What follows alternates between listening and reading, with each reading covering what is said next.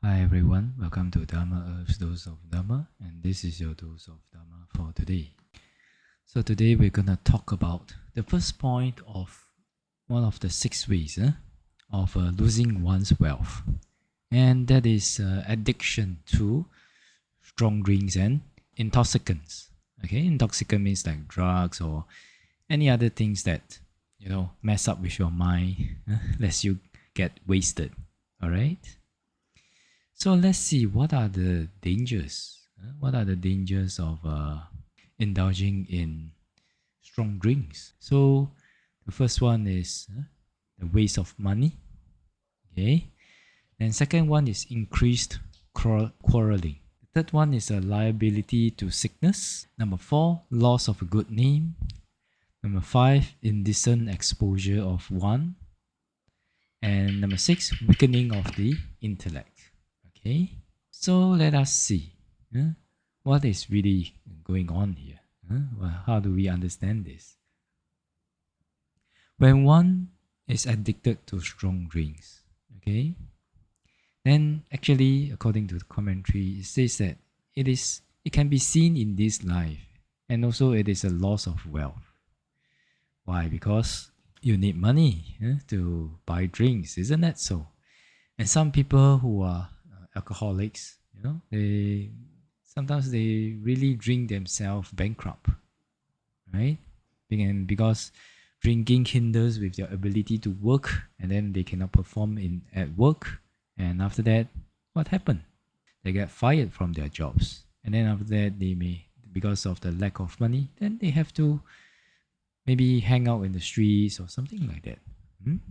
So that's one way that we can understand why addiction to alcohol and drinking alcohol and taking intoxicants is a waste of money. All right, and then increase quarreling, increase argument. Why? Because when one is not in a right state, and then if somebody say something bad, they cannot control themselves. Then sometimes they get into fights. I think we've seen that in many places, especially some places in Asia, in Southeast Asia, where where law and order is very strict. So last time, I remember last time, people used to be able to drink in the coffee shops until like 10, 11, or even 12 or 1. But because of increased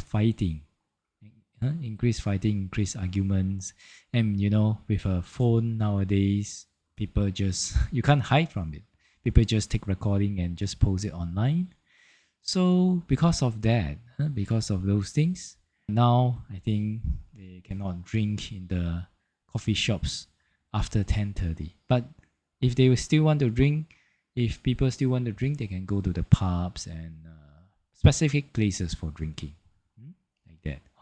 So from this we can understand, hey, what Buddha says is true. It increases quarreling, like that. And then increase liability to sickness. That means sickness such as eye sickness, liver sickness, etc. Right? We know that drinking causes a lot of liver problems. Like that, And the next one, loss of a good name. Loss of a good name. Because of they cannot behave themselves when they drink, for some people. That's why they may mess up things, they may make mistakes in their jobs, they may not be able to concentrate on their jobs, and then they lose their good reputation. And sometimes people, because of drinking, then they behave in inappropriate ways. In this way also, they lose their name and their reputation. Okay, like that. And also, want to add on, is what I want to add on is that when somebody drinks, according to the commentary, it says that when one drinks alcohol, they may hit their parents, they may speak things that are inappropriate, do things that should not be done, and thus causing them to be disgraceful. Okay, and thus losing their good name. And the next one is indecent exposure. Okay, increase probability of indecent exposure. All right. So when drinking alcohol, it destroys shame. Okay, where body parts, where private parts are concerned. So they may expose their body parts after they get drunk. I think we've seen a lot of examples like this, isn't that so? So those intoxicated with alcohol, they may wander around with parts of their bodies uncovered. So that's why alcohol is said to cause exposure of private bodily parts. And also, in some countries, people specifically wait outside the bars to see if there are any women who are totally drunk. Then they go there and they pretend like they're their friends and send them to the hotel, and they just rape them while they are unconscious. All right, so very dangerous. Right. And the last one is weakening of the intellect. Weakening of the intellect means weakening the wisdom and weakening the understanding of karma, like that. Just like there was one venerable during the Buddha's time. So he was so powerful that he was able to tame a naga, a dragon.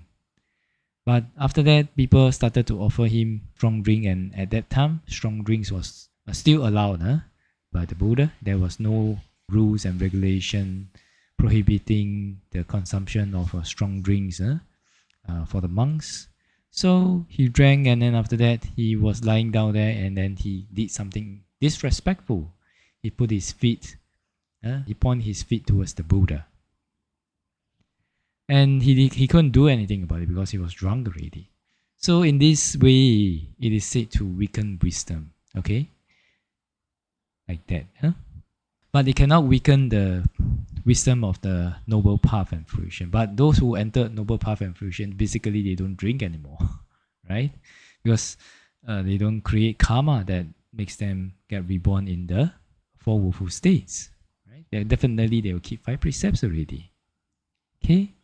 So, with a summary, the dangers of indulging in intoxicating substances, they are observable. They are waste of the money, increased quarreling and arguments, and increased probability to sickness, loss of a good reputation, indecent exposure, and weakening of wisdom.